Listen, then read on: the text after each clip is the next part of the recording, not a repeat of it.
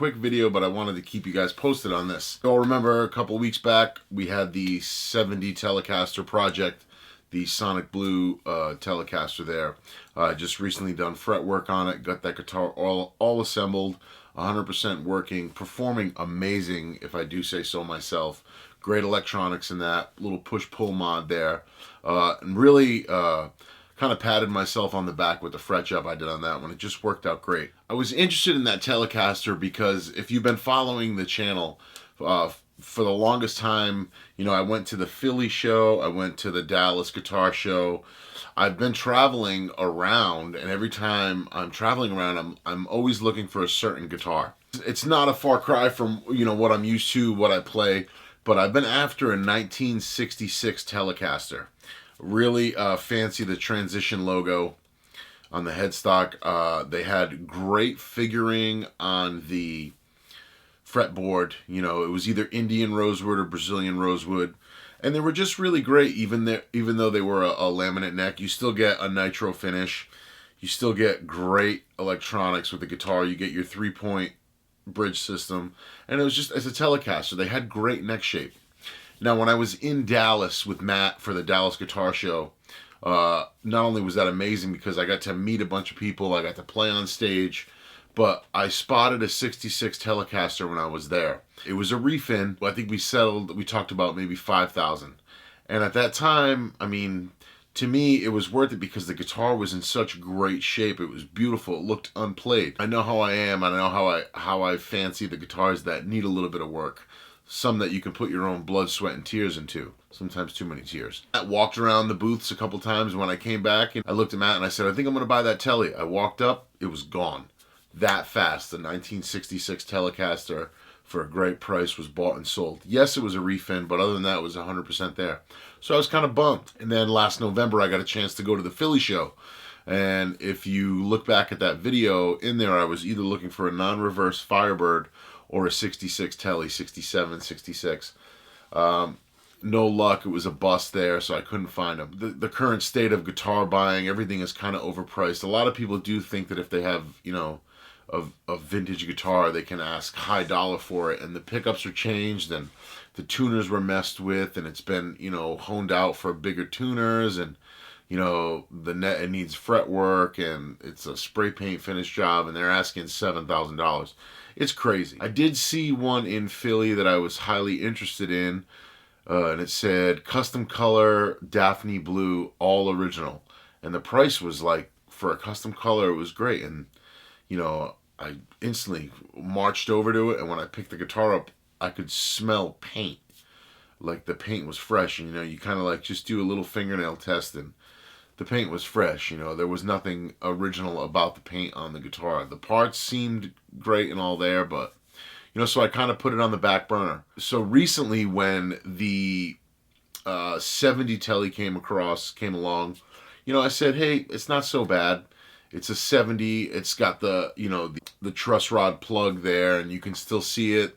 The neck was re-laminated with a new fretboard, and it was a fixer-upper, but I got it at a crazy price. I couldn't say no to the guitar either because I knew with, you know, the work I could do with it, I could really make it into something, and I did, you know.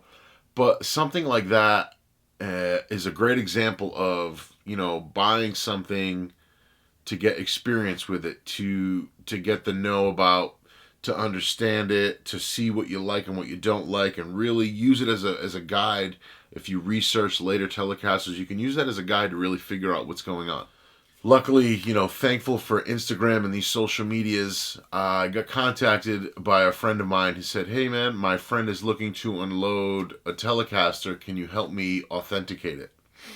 So, you know, he showed me the neck date right away, and it was an October 66 Telly. And I said, wow, that's amazing. And I wasn't really, my brain wasn't kicking in to say, yes, I'm interested in it. I was just telling him, let me see this, let me see that. I said, yeah, the body looks correct, the neck looks correct, the pots are dated properly. Said, great guitar, you know, it needs a refin and probably fret work.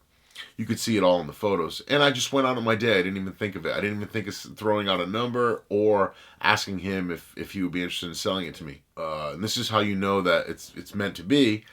About a week and a half later, the same guy said, look, my friend wants to get in touch with you. He's looking to unload it. And, you know, just by circumstance, happenstance, it just fell into place. And in this case right here, this tail logo black 60s Fender case is a 1966 Telecaster. So don't adjust your TV sets. It is a bit scary looking. The frets are completely down to the fretboard here. You'll notice the missing headstock decal. And this was nice enough to receive a, oh yeah, I can paint that for you, paint job. Now, the guys that do these are skilled. You'll find them hanging out at a Napa or at a Pep Boys, and they can spray on the spray paint with the best of them. So, here's my plans for this. If you also remember in last week's video, I spoke about going to hang out with a luthier, and I'm going to refret my 59 Strat. Told me to bring this as well. We'll try to fit this in. And if you can see, I don't know if the camera will pick up the nut slots there, but the strings are right down to the frets themselves. The slots are completely worn out, but all of the bones are there. I do have a decal, and you can see the outline of the transitional decal here on this. So I do have a 66 decal, an actual new old stock decal. As far as pickups, I needed nothing. Bridge, I needed nothing. Pots, nothing. All the hardware, 66. The neck, I know, 66. Body is a proper 66 Tele body with no extra routing, no issues at all. So my plans for this are to get this fretted this weekend. By the time you watch this video, I'll be en route to get my guitars refretted, and I'm really anxious and excited to learn some stuff. Great double line clousons there, in great shape. Like I said, the pick guard is aged properly. It's a nice ash body, and it's lightweight too, which I really like. The neck shape is super comfortable, and I feel like with a set of 5590 Jescar frets in here, this thing will be extremely comfortable to play. You can hear it fretting out there. The neck is straight. The guitar does play, and the guitar has a lot of character. It just needs some TLC now. Directing our attention to the body.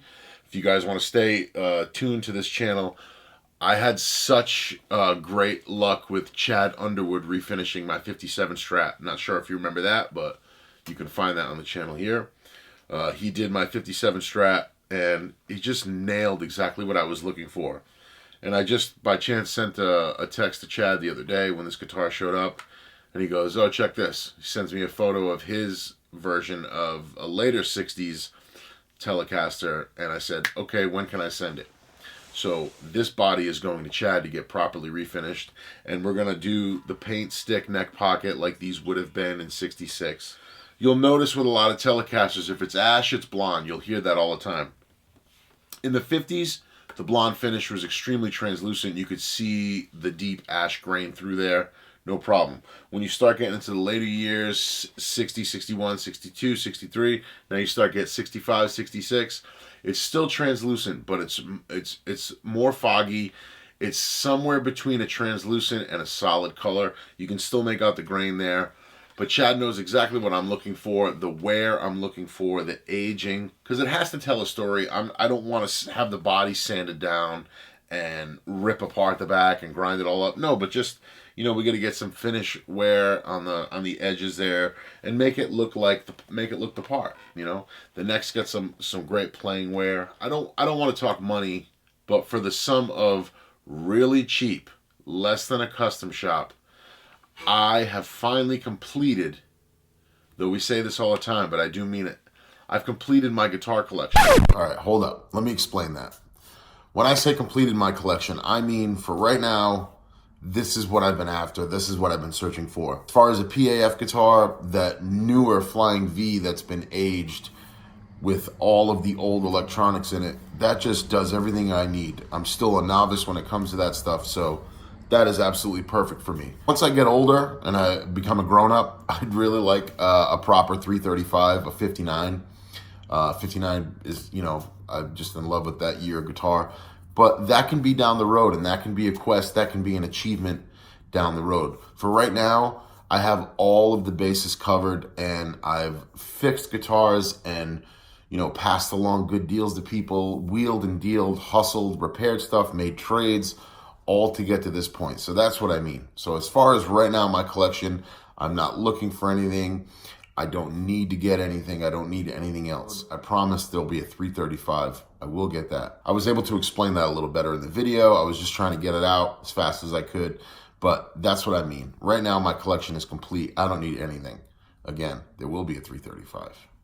I know I need nothing with this guitar but just some frets, a new bone nut, and the refin. So I'm going to send the body to Chad, and I'm going to keep you guys documented, keep you guys updated on that.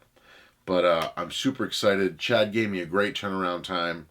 So to see this come together and really show that the trading up, and yeah, I may not need a 62 Music Master right now, Fender Music Master, but it's $1,100, and I know that I can sell that for $1,500 and be fair to the guy I'm selling it to, and also, put $400 in my pocket.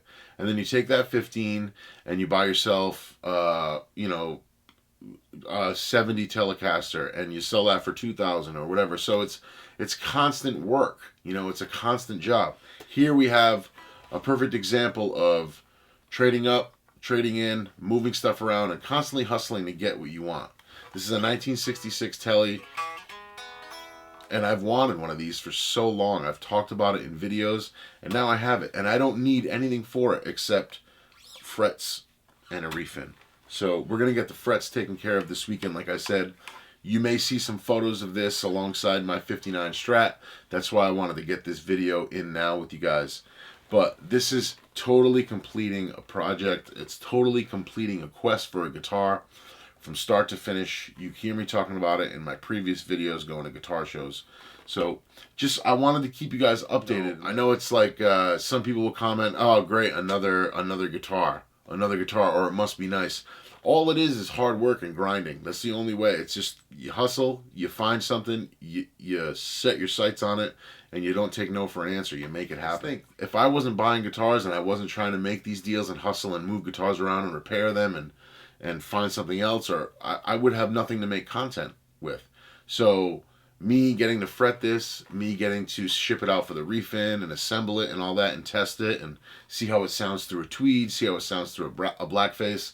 I mean, that's the beauty of this, trying a Telecaster with different fuzzes, A being a 66 Telecaster versus a Strat with a fuzz. That's why we do it. So, just keep in mind that a lot of the times I'm trying to find projects to keep you guys going, to keep these videos going, and to keep myself interested and keep myself entertained, and it's working.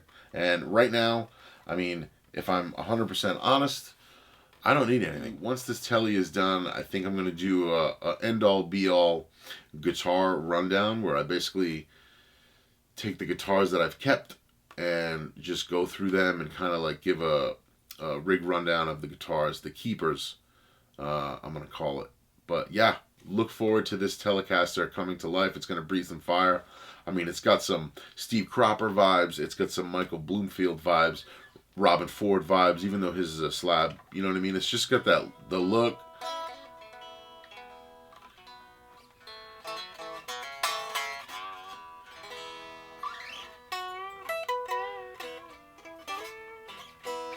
Man, there's no frets on this at all. They're so low. Keep your eyes open for this 66 Tele. We're going to bring some life back into it. We're going to restore it.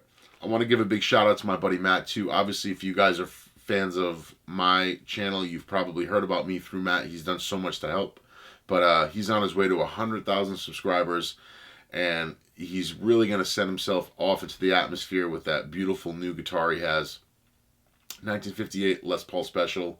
I just think that that's a guitar that, comes across once in a lifetime, and I think it's you can't pay to get the wear on that guitar. And something that's worn that well means that it's extremely special. And Matt's a great player and also a great friend. I'm glad it's in his hands, and I'm looking forward to the videos just as much as you guys are. So please, support Matt. And I know you already have, you already are, but I'm just excited for him too, because it seems like, you know, when he gets a project, I get a project, and we both just, you know, the community really feeds off it. Guys like Rhett Soul, guys like Robert Baker, you know, all of these great dudes that reach out, and they're such forces on YouTube, and there's positivity, and I'm just grateful for that too. So it's another project to get everybody involved in. I know my buddy Robert Baker is a big Tele fan. He's been playing his Esquire. He was a huge help with this YouTube channel. So, you know, this one's just for you guys. This one's for me, but it's also for you guys to keep you entertained. So we'll talk soon. Keep your eyes out for this 66 Tele getting restored. I can't wait. Peace.